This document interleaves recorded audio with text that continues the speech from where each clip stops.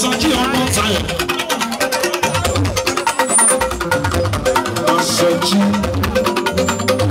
Otumba Banke Sulu Mabiamo. Oya my mother. I love you, mother. I miss you, mother. We know it's you. Soji, you get. I'll go to you.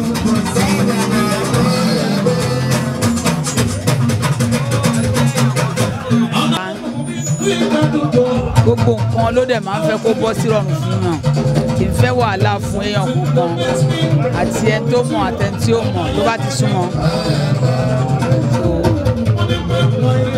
kò dẹ̀ ṣe wàhálà.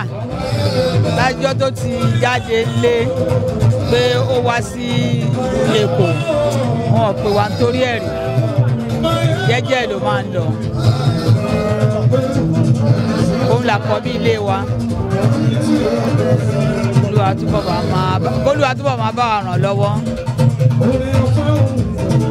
Kó máa lọ rí kó máa bọ̀ rí. Kọ́lọ́ ń dẹ̀dá gbogbo yín náà sí.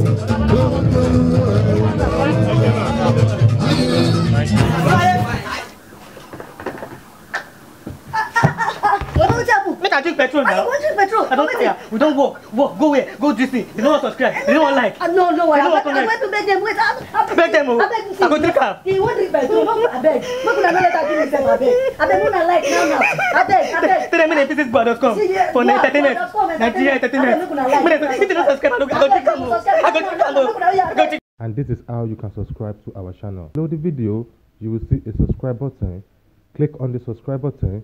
Beside the subscribe button, click on the bell also. This will notify you once we drop a new video. If we can get up to 1,000 likes and you also subscribe to our channel, this will encourage us more to keep going to shows and uploading videos from your favorite celebrity.